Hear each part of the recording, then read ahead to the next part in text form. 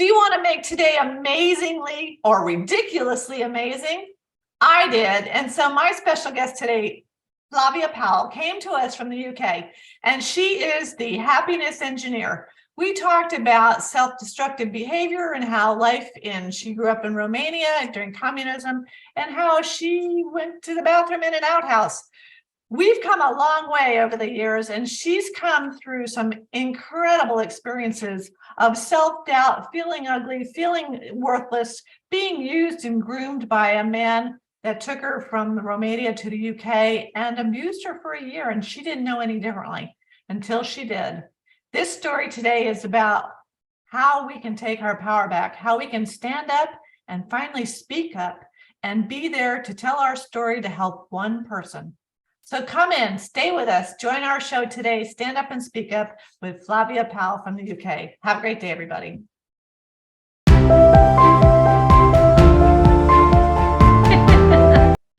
It's a beautiful day in paradise, and I'm saying hi to my Canadian friends who are cold this morning, and it's gorgeous here today. So today is an amazing, well, we're going to make it a ridiculously amazing morning. I have a super guest coming to us all the way across the pond in England, and I'd like to welcome my friend, Miss Flavia Powell. How are you today?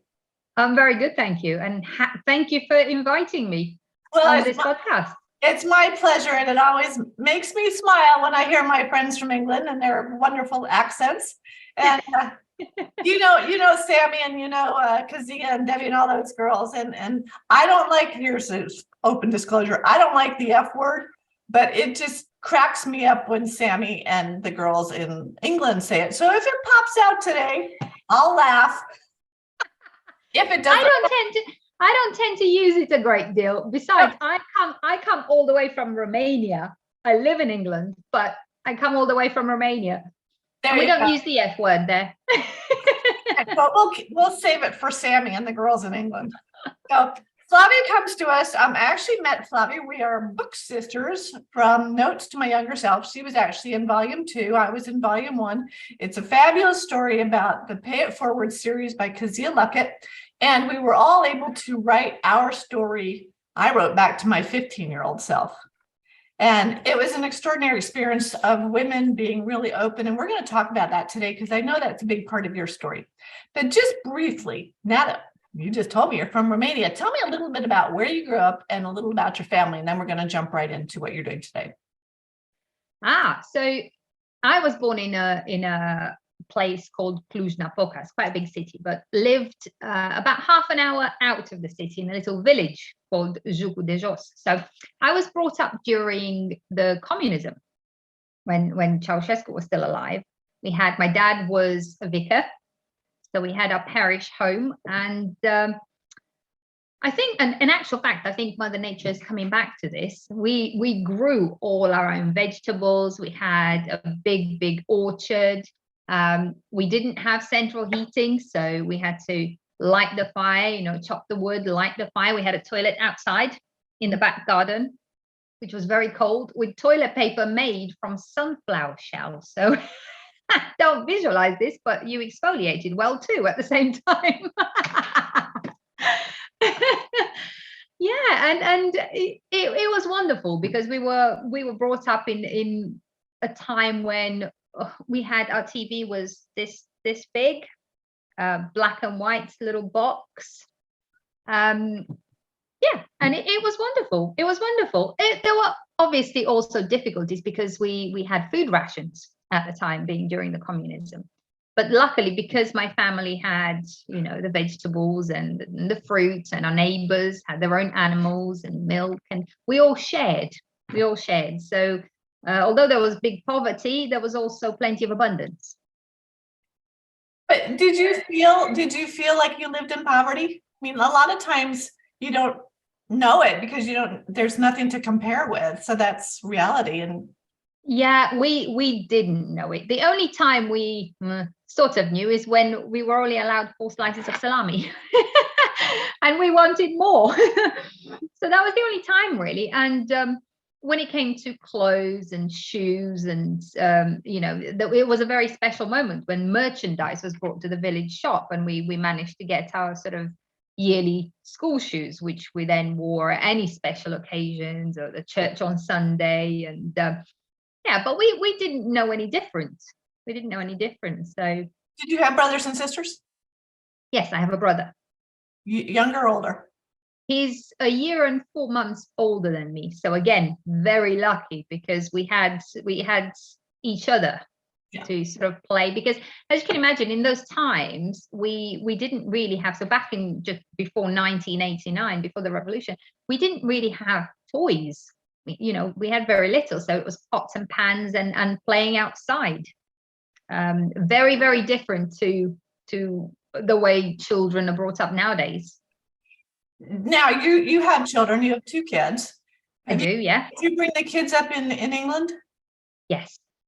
So have they been back to Romania to see that?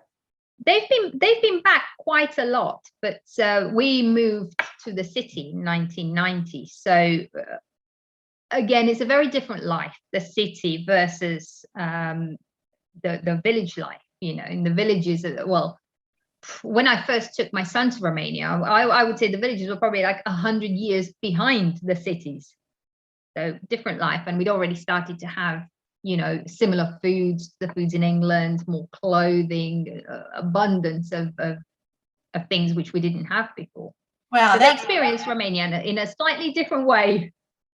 That's really interesting because we look today, and I always say, I've grown up here in America, but I've traveled outside, and I always feel like if you get out of America, you appreciate it a whole lot more.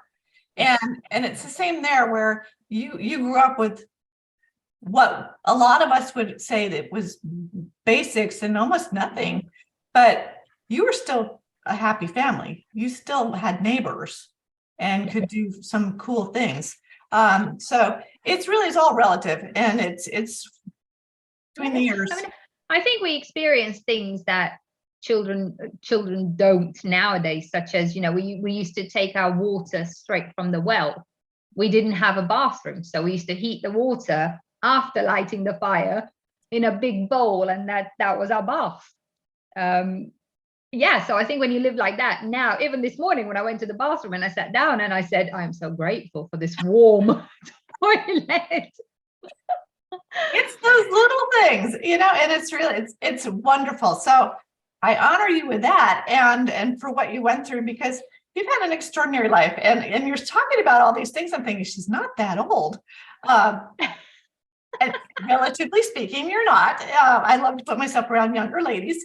But you've had some interesting experiences. Now we're going to jump right in, because I look at your picture and I look at your beautiful smile, and I think she is one of my women behind the smile, because you lived a life, Flavia, for many, many years where you put on that smile and you didn't say what really happened in your life. So if you don't mind, we're going to dive right in. Yeah, sure. You're a happiness engineer today. But you didn't always have that happiness in your life. Can you kind of explain some of the things that you've been through? And then we're going to talk about how you got out of that and have become I can, yeah. So actually the sunflowers, they really mean a lot to me, because when I was little, when we lived in the village, I used to sit on the fence, and we had lots and lots of sunflowers, and they used to make me happy. I didn't know why, but they used to bring me a lot of happiness. And quite often we'd cut the head of a sunflower and we'd sit there, my brother and I, and just eat the seeds straight from the flower whilst talking. And they brought me a lot of peace then. They bring me a lot of peace now. So my family was, I suppose, happy comparing to other families, but there were many, many difficult moments. There were many difficult moments. My father was very placid, very relaxed, but also he had his own demons, I think, that he was dealing with, which we, of course, as children, we didn't know about. And my mum worked very hard. A lot of the time, whilst my dad was studying, my mum was working the land, and there was a lot of land to work whilst working night shifts and trying to bring some money in to be able to provide for us. And so it was a fairly volatile environment behind closed doors. Also, I I guess, a bit of a daydreamer. I was very different in a way because I was a very happy child. But I was also, my head was in the clouds all the time. So I was dreaming of beautiful things, which meant I spent very little time with my feet on the ground. And so my mom and I didn't have the best relationship. She was trying to sort of steer me onto this path, which she had planned for me, which she could see. And I just couldn't fit on this path that she had in mind for me. And I couldn't behave in a way that made her happy no matter what I did. And also at the time, physical discipline was what was done. Everybody did it, and so did my family. So we received a lot of physical discipline. So from a very young age, I learned that I wasn't good enough, that I couldn't fit in, and that you sometimes you can smile at the wrong time, right? Sometimes you can, it's never a good idea to smile during a disciplining moment.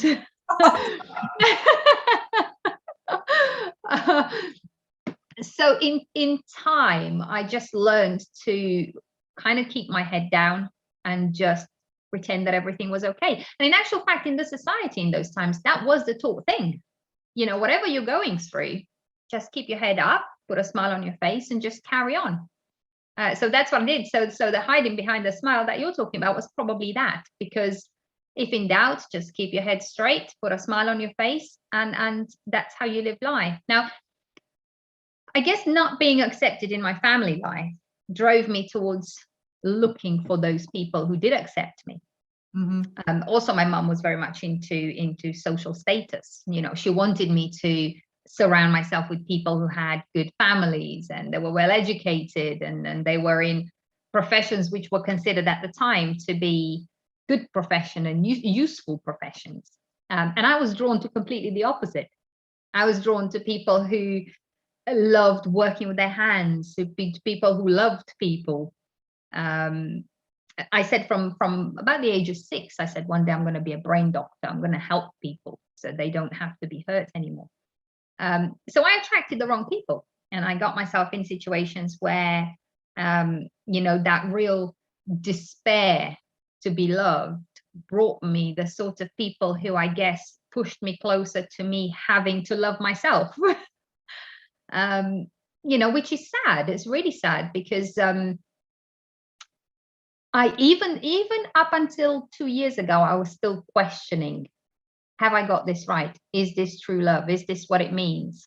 Because it really confused me, to be hurt. Do you want me to dive into it? To dive into the story? If you would, because we have people that are out there, and that's what Stand Up and Speak Up is all about. We all have something that's happened in our lives, and you've come out with your story. It's in the book. It's in the book, the volume 2 of Notes to My Younger Self. But there are women and men, but we're speaking to women right now, that are out there that have been through what you've been through and are feeling alone and isolated and afraid to talk. Yeah. So that's why I honor your story, because you've owned it. And then we'll talk about how it was writing about it. Yeah. And getting Okay. Please. Yeah. So I attracted the wrong people. I attracted the wrong boyfriends. So I was sexually abused at a very young age, or so I thought. I'll dive into this in a little while.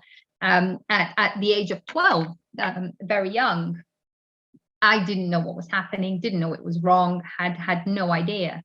I then met somebody from England, somebody who used to come and help with the orphanages in Romania. And unbeknown to me, I was being groomed. And so much so that, the more I was being disciplined at home, the closer he was becoming to me. And now he was, in a way, he was my God. He was my everything. No, he's here to protect me. He's here to keep me safe. And so I was groomed up until, I was groomed and sexually abused up until the age of 19, when I said no more, when I realized that something was wrong. I moved to England. I came to England every single holiday. It was happening during this whole time. And so by the time I got to 19, I started interacting with youngsters, other people of my age. And I realized that I was very different, that the way I lived my life was very different, and that something bad was happening to me, something wrong was happening to me. And of course, when I said no more, I lost all my privileges. So I had to, move out, everything, all my allowances were taken away from me. And I had to start again. So I started working night shifts in a nursing home to be able to provide for myself, to be able to finish my college course. So I've jumped a few events. So this gentleman promised to bring me to England to university, promised my family to bring me to England to university, promised me to have my own car, my own apartment. So I was, as long as I gave him what he wanted. So I believed him because I thought this was part of me. He was using words such as, you're an extension of me and I give this to you and you give this to me. And you must keep this between us because it's very special. So as naive as I was, of course, I kept it. I kept it very private because it was very special. Well, I got to England and there was no car, there was no apartment, and I'd been enrolled in college instead of university. And so for the first year, he funded my college and I lived with him and at his home and his wife and his children. And all this was happening whilst she was out at work. And in the second year, I said no more because I started to feel really dirty. I started to obsessively wash. My hands were bleeding. I just wasn't happy. I didn't want to do the things that I was being asked to do. So when I stood up and said no more, he said, well, you're going to have to move out and you'll have to pay for your own course because we can't, I can't support you anymore. And so I remember my 19th birthday. Nobody came in my room and I laid there on the sofa all on my own. There were no presents, not a happy birthday.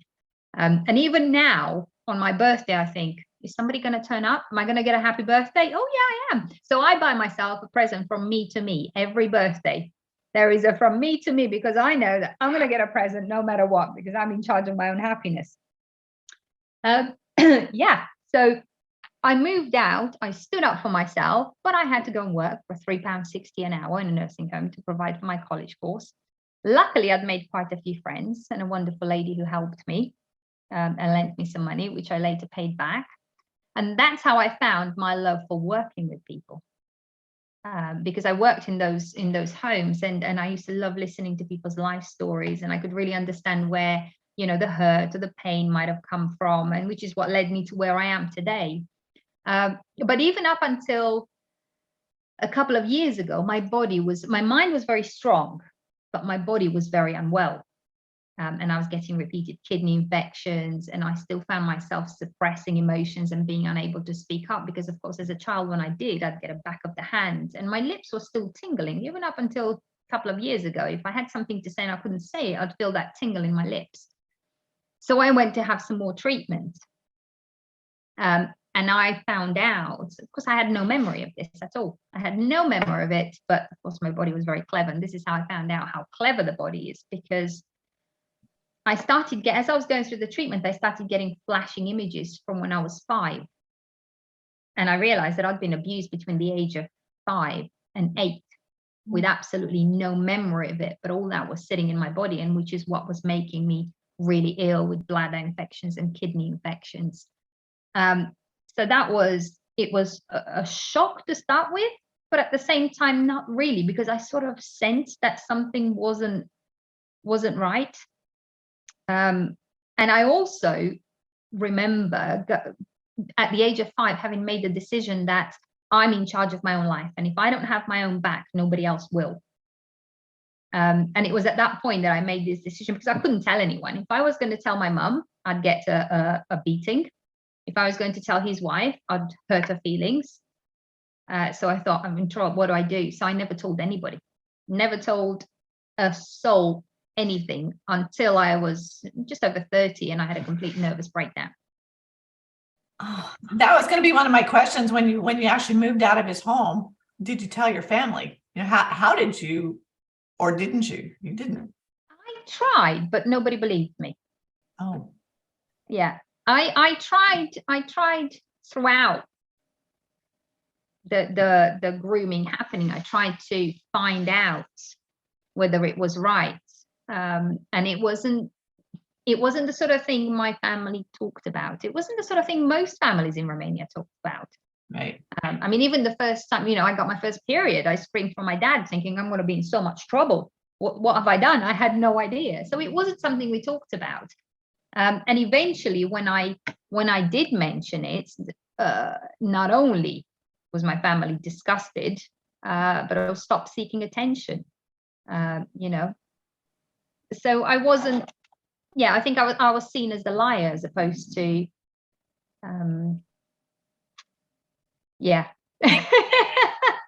So honest about it though, because I didn't grow up like that, but I've heard so many women that are just starting to talk about it, because our families don't talk about those things, and it's forbidden, and hide behind that smile, you're fine, and even though you're not, but it affects you as a child. I'm reading a book now called The 5 Love Languages for Children, and it's really good. love languages is wonderful, but I wanted to understand my grandkids better, and then see my children through that book. And I actually, one of the exercises for parents is to go to your adult children and say, what do you remember made you feel loved? How did you feel loved as a child? And I asked my daughter this the other day, and she's 32 now, and she said, I was the very genuine lover of the parents. My husband was more of the disciplinarian, and he's passed away. But Jenny said, Mom, the things I remember about Daddy are when he and I went to New York by ourselves on a daddy-daughter date and went to see the Yankees play baseball. Oh. That made her feel good. Then she was sick for a week at one point. I have no recollection of this. They sat together and watched TV, watched Perry Mason shows. He loved Perry Mason. So lovely. So there are a couple of things that she mentioned in it. It was together time. And I've noticed as she's gotten older, it's not the gifts, it's not the words of affirmation, it's spending time together. And she and I, that made her feel loved. And she and I just spent some time in Hawaii together, babysitting for my oldest son's kids. And we hiked and we swam and we ate and we just had fun together. And that filled up her love bucket, and mine too, because mine is very much spending the time together. So knowing those love languages of our children, it makes us think about them differently. In your life, looking back, your love languages were just shut down. They were very much shut down. And from where I am now, I look back and I think there's nobody to blame. People only do what they do with what they know. And we had clothes, we had food, we had a warm home. And I'm very grateful for that. And actually my mum now says, if I could go back, and I could do one thing better, is I would spend time with you. And I was thinking, and that is what I could have really done with, because it took me, I still don't claim to know it all, but it took me up until my 40s to actually be able to sit in a hug and sit comfortable in a hug, without thinking, what do you want from me? Because nobody taught me that that's natural. That's just what you do. Yeah. Wow. It's actually my daughter who really taught me, because she'd hang on to my neck and not let go, and I used to have to work my way through I can't breathe to be able to just settle and go, no, I want her to take what she needs. And slowly but surely she kept hanging on my neck, and then I found myself hanging on to hers, thinking, hey, this is okay, I quite like this. Well, and I know you're darling, JP, so I'm sure there was as you got into another relationship, that comes to play. I think I work with a lot of women who've been taken advantage of financially in an online relationship. So it wasn't necessarily physical, although there are many of them. But it's very difficult to move forward, to allow yourself to get into a relationship for real. Yeah. So how were you able to do that? Oh, well, I'm very good at putting a smile on my face, put it that way. So usually, and it's not fake, because I am genuinely a really happy person. Yeah, you call yourself the bubbly one. Yeah, I do. So it's not fake. I'm a very happy person, and I spend a lot of time on this, really high vibration, and so people are attracted to the energy, aren't they? Absolutely. But of course, we all have the other side, the side that needs nurturing. And I think a lot of people, when they meet me, they don't see the other side, they see the bubbly. So I think it's always been a bit of a shock when entering a relationship that, oh, she's not bubbly. No, I'm under a blanket resting and relaxing. And I think getting into a relationship was great because I love talking to people. I love interacting. Being huggy was challenging in every relationship. And actually giving myself permission to sit under a blanket every now and then. And I had a tendency to create these models where, no, it's okay, you sit, I'll do it all.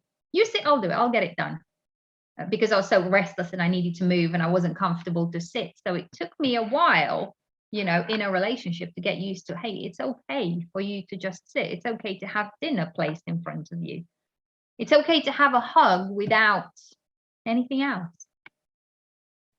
And that's true. We need to give our permission and give ourselves permission. I interviewed a gal last week. She said, give yourself permission to have fun. Yeah. To act like a child sometimes, because we all want to grow up, and it's like, stop being so childish. Stop doing this. Stop doing that. It's like we've lost our sense of fun in many ways because we wanted to be adult. And I love when my kids say, well, we're adulting right now. I'm like, where did that word come from? Adulting. They're taking responsibility as an adult to do, pay the bills and do this kind of stuff, but they really do want to have fun. Yeah, they do. And you know what? I was lucky in many ways because my mom was a hard worker, and she did the same because we do carry those patterns, don't we? You sit down, I'll do it. So she was more serious, but I do remember, between her seriousness, she had this amazing laughter, which she still does. She has the best laughter. When she lets out this belly laugh, the whole room lights up. It was rare that we saw it, but when we saw it, it was wonderful. But my dad was very playful, so I don't think my dad was grown up. So we had this dynamic where quite often my mom would be at work and my dad would put her hat on and a scarf and he'd be dancing around the kitchen. And both my brother and I have that playful side.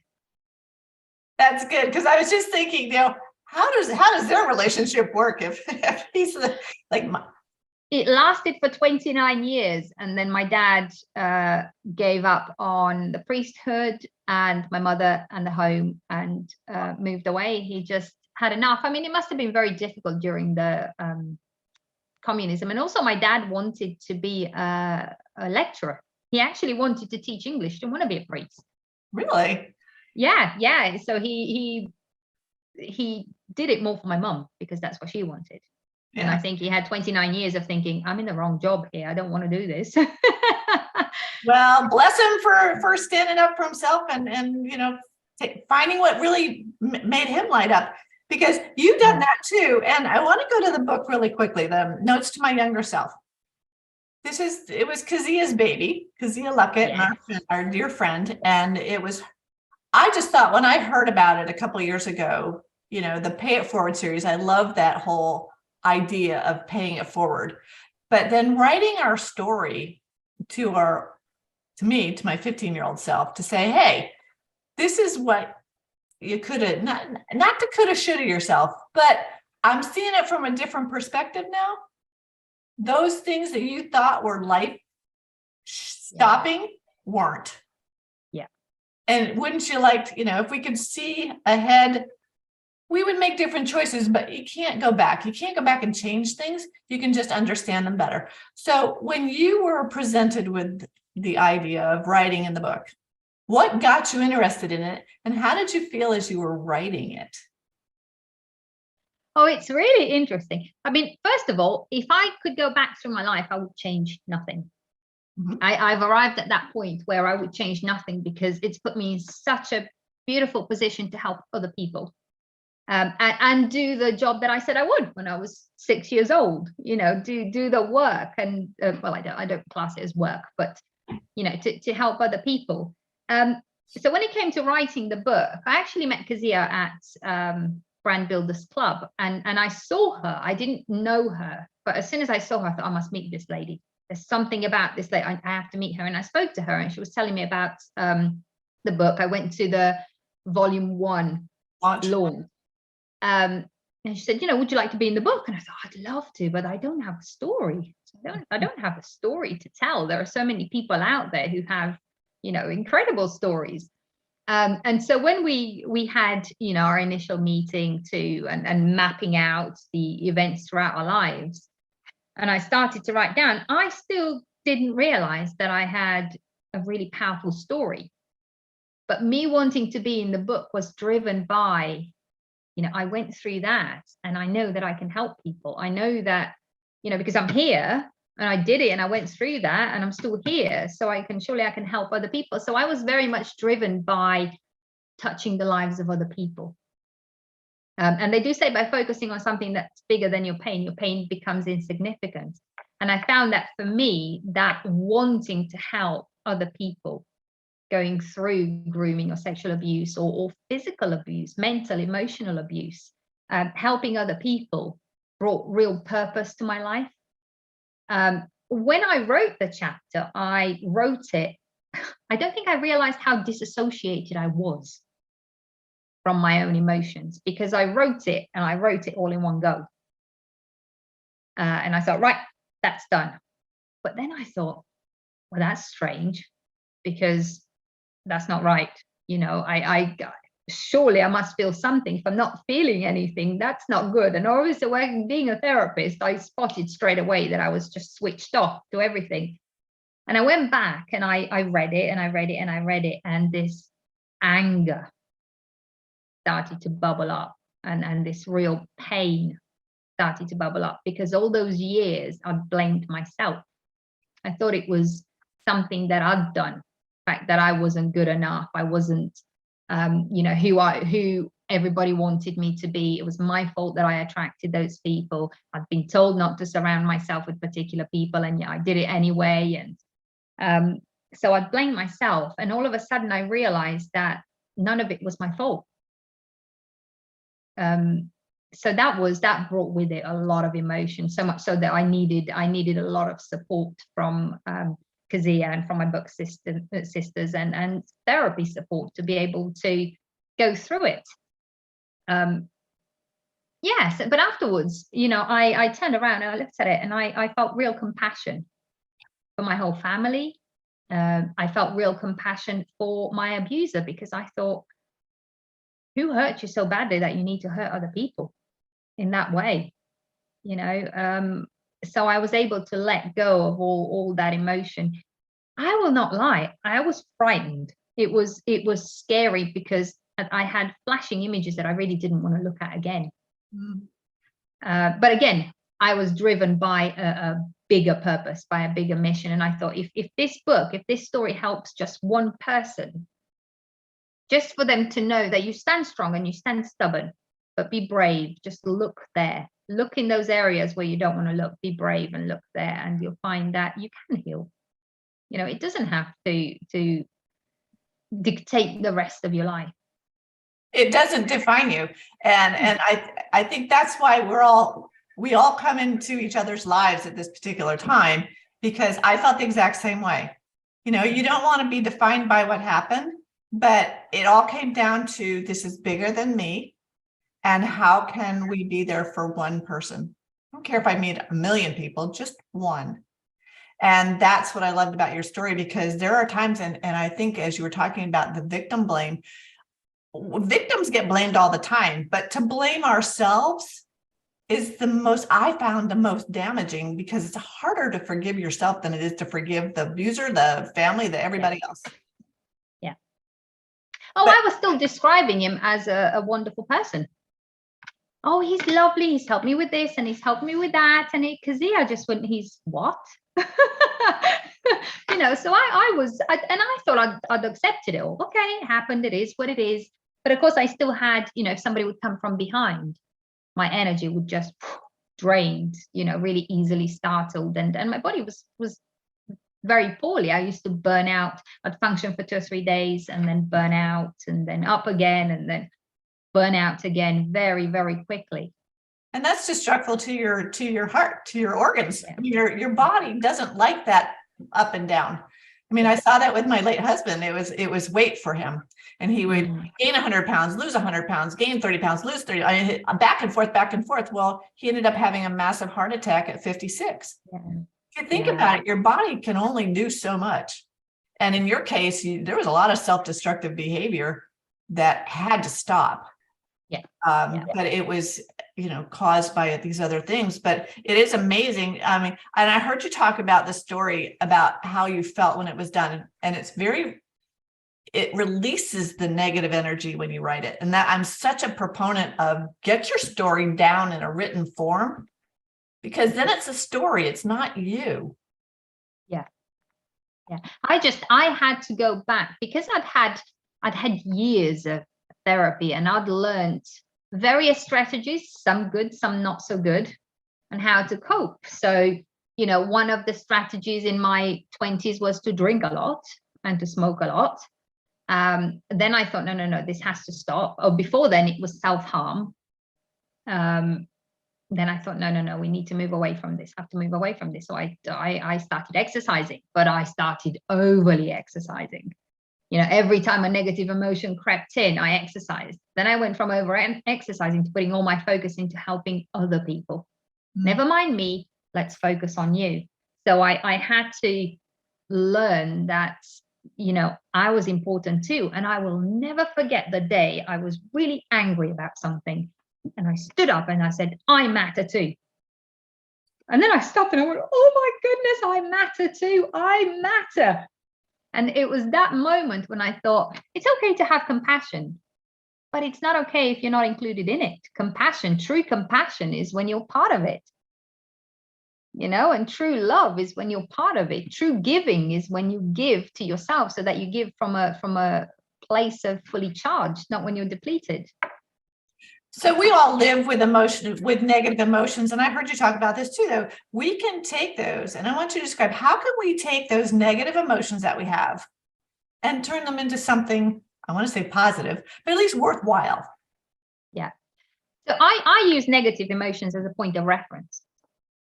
I notice them and I say, okay, thank you very much. This is clarifying what I do want, how I do want to feel.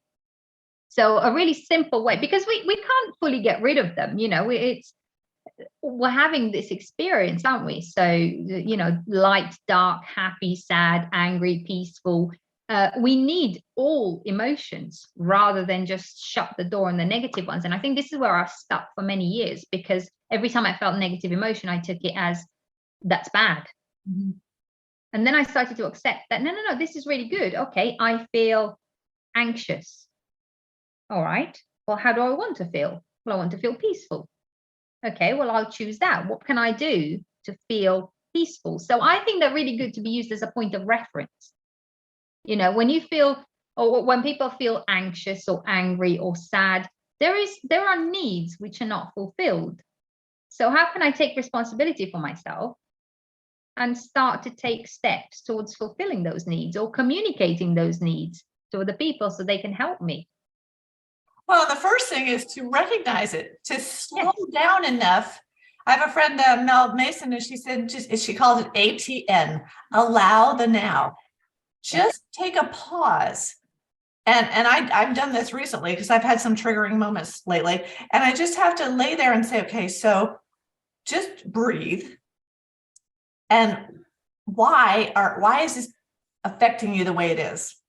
Yeah. Now, I heard you talk one time about the cookie story. The cookie story. The cookie story with anger. That just cracked me up. Oh God, which one's that one? I don't remember a cookie story. Well, it was great. You were talking about, and we do this all the time. We've gone out to dinner or something, and we've eaten up, and we get dessert, and we bring a cookie back home, and we think about that cookie, and that cookie's going to be our breakfast, and we think about it all night long because we saved it for the next day.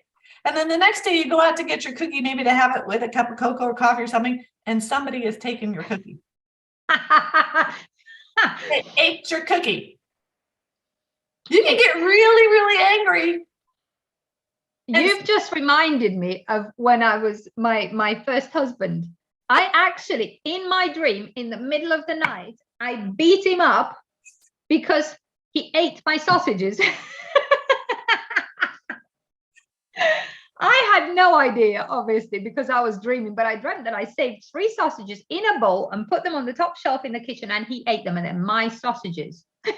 So therefore, he crossed my boundaries, and I was so angry. And going back to when you were a kid and you had rationed. Oh, yes. That's where it comes back to, because it's like you would save those were special, you know? Yeah. And so for the cookie, but the cookie thing is, you could get really angry and just go and beat up the person that took your cookie. Or you could say, okay, I'm going to go to the bakery and buy a whole dozen just for. Yeah. I would say, you have it, and I'll just keep my body clean by having a glass of water. Well, no, that's too easy. That's too easy. Because sometimes you need a little bit of sugar. I'm not a cookie person. But if you take my cup of coffee away, now then we'll have problems. There you go. There you go. And the other thing is that I'd heard you talk about being sad and staying in that sad situation where you could be really upset about something. And I was thinking, my mom had her 88th birthday the other day, and she had a lot of flowers. And you talked about a flower vase and how if you're angry, you can just throw that flower vase across the hall, across the room, smash it, get it out. I mean, it always makes me wonder on TV, why in the world are people throwing plates and throwing stuff that's just going to break? And now you have to clean it up. That would make me upset. I have to clean it up. What's the positive side of being sad, though? What do you do with it? So I very much used to do that. In actual fact, I went through a few years of turning the furniture upside down almost on a daily basis because I didn't understand all these emotions. So this was before I wrote in the Pay It Forward series. Before then, when my temper would I had no idea why, because I was such a placid and lovely person the rest of the time, and out of nowhere. And picking up, that vase, I still remember it in the hallway, picking up that vase and put it over my head. I threw it and it smashed into so many bits. It was a huge release, but at the same time, it came with a lot of shame. It came with, I could have caught that emotion. If I knew how, I could have caught that emotion before it got so big I couldn't manage myself. And actually, my children were around. To frighten the children. So I don't get that level of anger anymore. I get maybe a little bit of frustration, or I cross my own boundaries, which we do sometimes, don't we? We cross our own boundaries and then we get cross with ourselves and blame other people for not taking responsibility for ourselves. Nowadays, I meditate every morning and every evening. I exercise daily.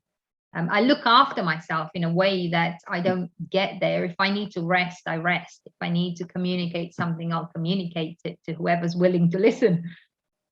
So it was a huge release. It had its own benefits, but it wasn't helpful. Right.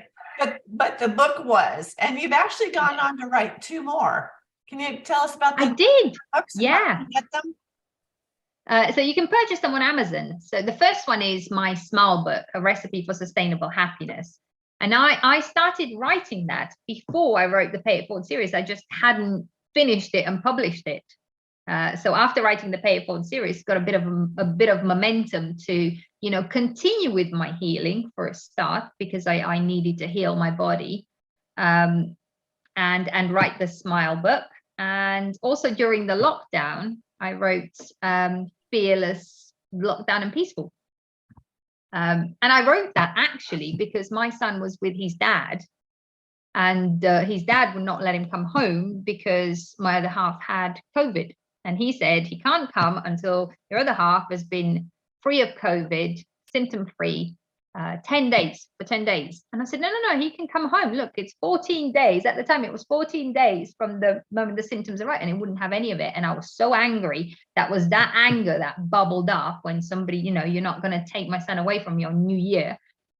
And so I thought, oh, I'm so angry. I'm either going to be destructive or I'm going to do something useful and create something.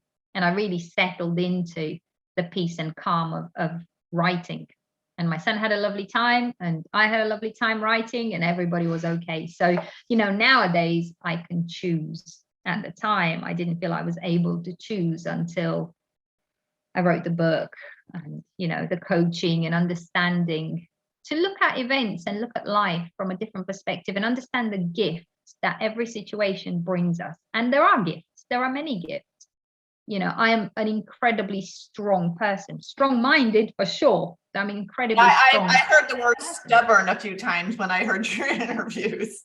Yeah, I am stubborn. I will not be told who to be.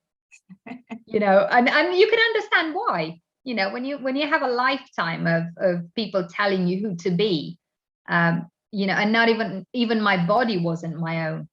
My personality wasn't my own. There were constantly models that I had to fit in.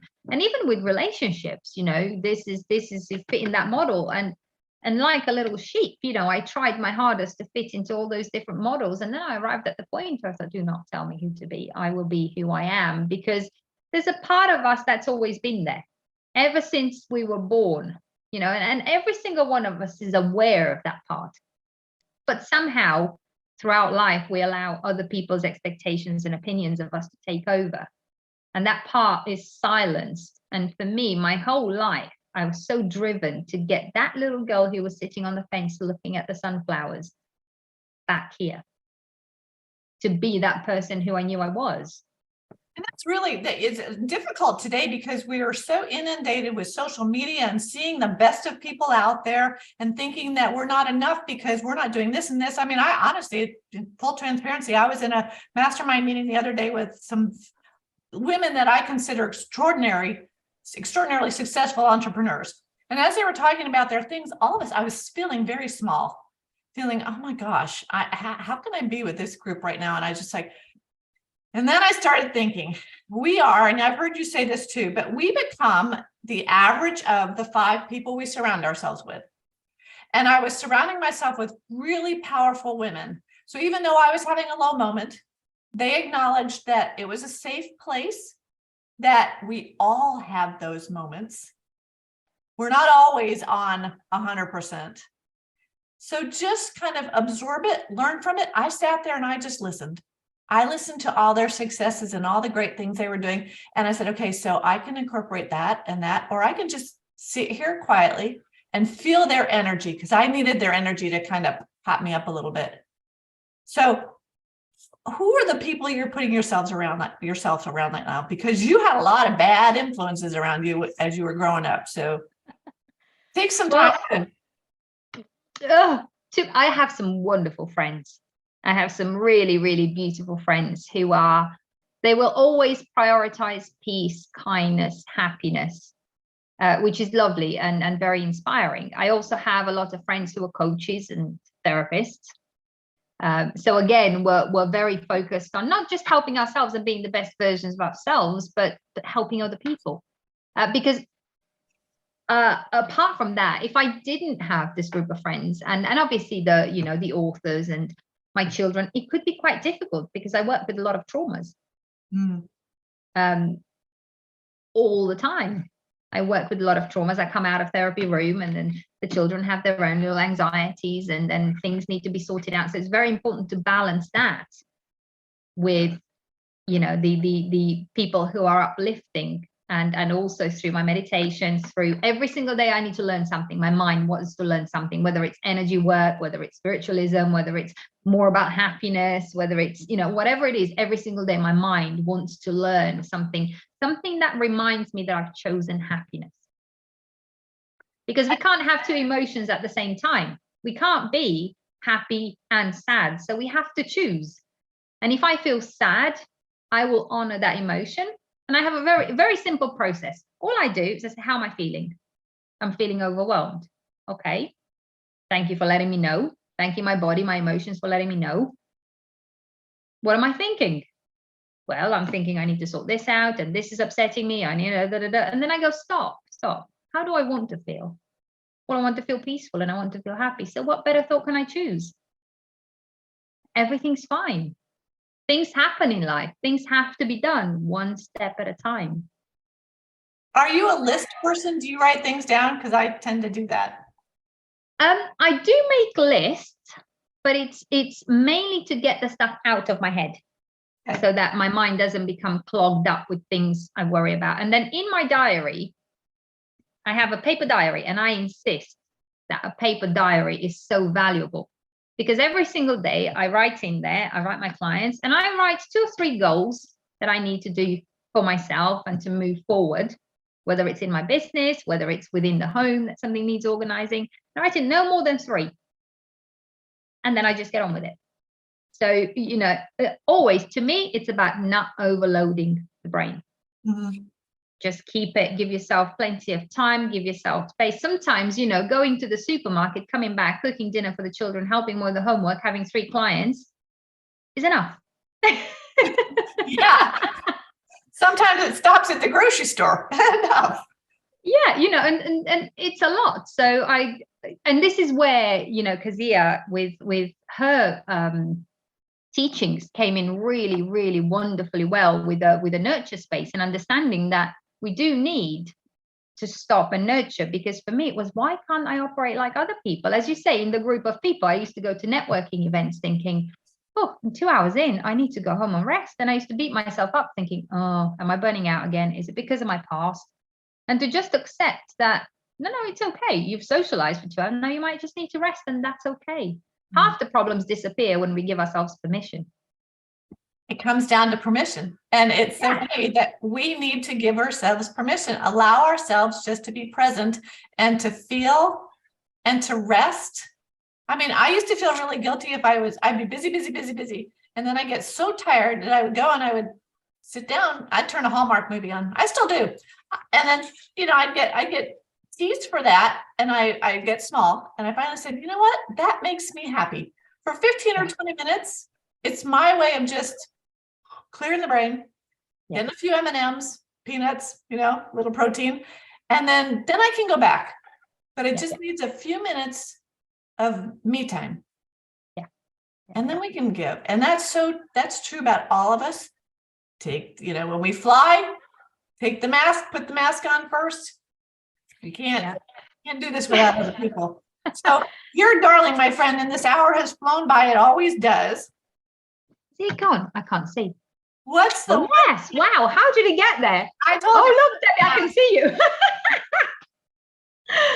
What's the one thing that you would want folks to know about making today ridiculously amazing? How can they do that?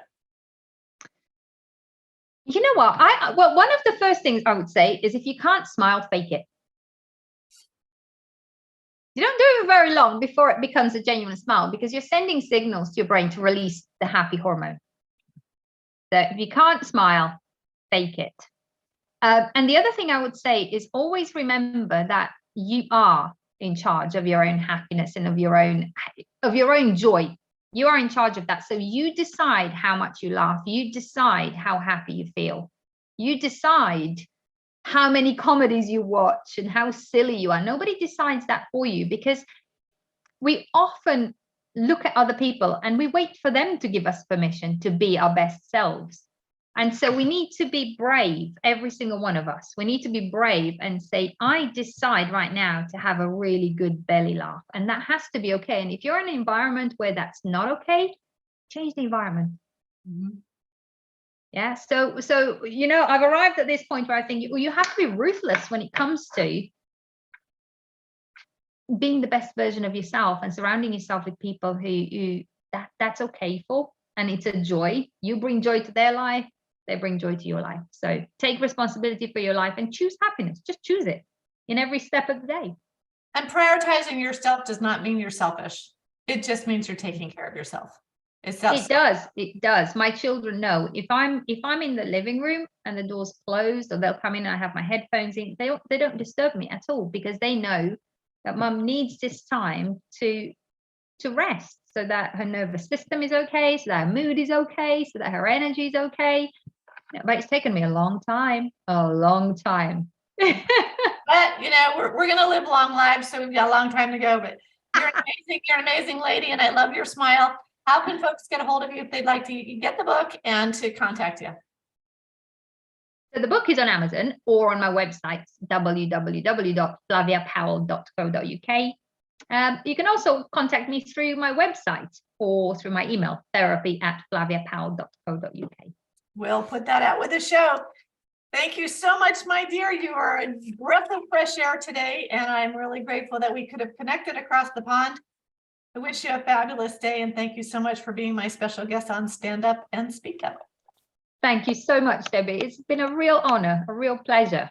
Thank you for listening to Stand Up and Speak Up. We are dedicated to encouraging you to remove the mask of embarrassment and to being your best self. If you are the victim of a scam or cybercrime, please visit againstscams.org for assistance and guidance about options and recovery. SCARS, the Society of Citizens Against Relationship Scams, is an incorporated nonprofit crime victims assistance organization based in Miami, Florida, supporting scam victims worldwide. If you can, make a small donation to help victims around the world receive the help they need. This episode has been sponsored by BenfoComplete.com, a vitamin supplement company that supports happy and healthy hands and feet for those with neuropathy. If you or anyone you know struggles with the pins and needles or numbness in their hands and feet, check out our benfotiamine products at benfocomplete.com. Use the special code STANDUP for a 5% discount on your purchase. Again, thank you for being with us today. Go to my website, The Woman Behind the Smile, for additional resources and information. Subscribe to my YouTube channel and enjoy the replays. My books are all available on Amazon.com and Audible, and I encourage you to join us again. Have a great day.